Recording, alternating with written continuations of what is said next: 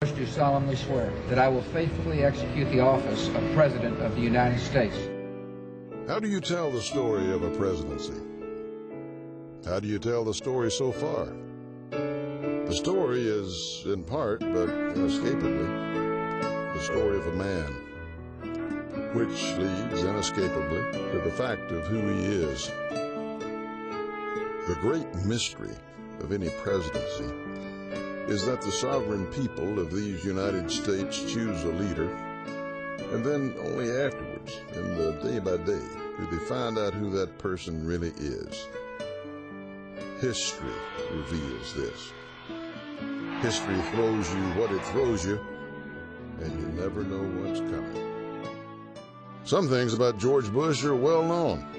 His lack of pretension, a sincerity both of action and purpose, a tendency toward candor. There's a sense of humor that's natural. He's even been known to kid around with folks. But some things about him aren't well known at all. When you know him and work with him, what you're struck by is not the secrets that you have to keep, but the truths you'd love to tell. He doesn't like to talk about them, but maybe when we look back at this era and this man, we'll ask, what do a bullhorn and a baseball have in common? What truths can they tell? Which is another way of saying, what did George W. Bush do? Who did he become? And how did that help us? Let me introduce you to 69-year-old Bob Beckwith with the New York City Fire Department. Retired, he volunteered to help at Ground Zero. And this was his first day on the job. He was clearing debris off a crushed fire truck when he was told that someone was coming. And then, all of a sudden, who comes around the side of the rig but the president? I said to myself, oh my God. I helped him onto the rig. I said, are you okay, Mr. President? He said, I'm good. I went to leave and he said, where are you going? I said, I was told to get off. He put his arm around me and said, no, you stay right with me. I can hear you, the rest of the world hears you, and the people who knock these buildings down will hear all of us soon. Some things in history aren't planned. They can't be planned. You just try to rise to the occasion. Just about everybody did those days.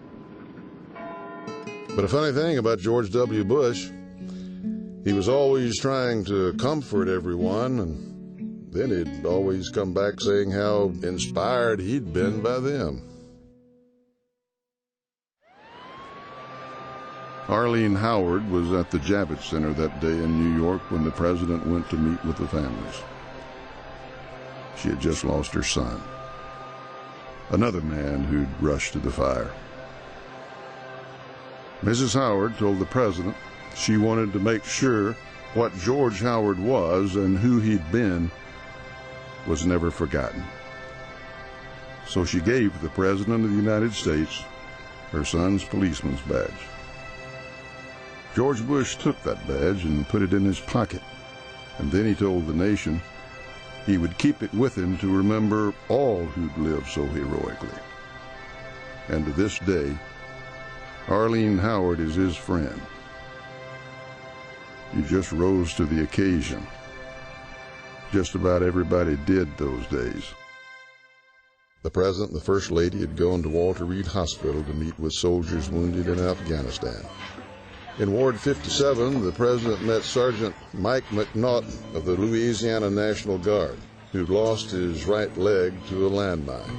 When Sergeant McNaughton revealed that he'd been an avid runner before he was wounded, the President told him, when you're better, come and run with me.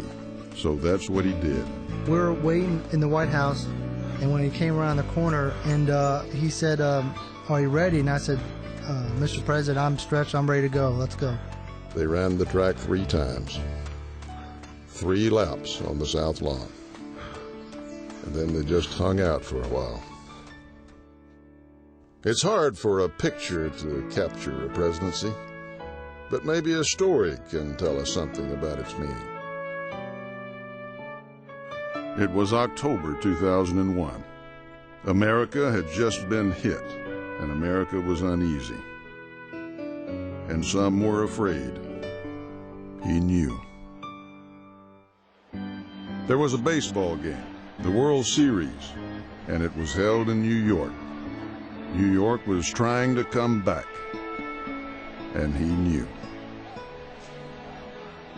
And suddenly the White House was calling the mayor's office, which was calling Yankee Stadium. It was the first night of the big series in New York. And look who arrived at Yankee Stadium. Derek Jeter bumped into him before he walked out to the mound, and he said, "Hey, Mr. President, where you going to throw from?" The president said, "Hadn't thought about it. Guess the base of the mound." And Derek Jeter said, "This is New York. In New York, you throw from the mound." And the president laughed. He was wearing a heavy Secret Service bulletproof vest, and he could hardly move his arms. But he knew. So George Bush took the mound. What he did that night, that man in the arena, he helped us come back. That's the story of this presidency. With the heart of a president, he told us, you keep pitching. No matter what, you keep pitching. No matter what, you go to the game. You go to the mound, you find the plate, and you throw, and you become who you are.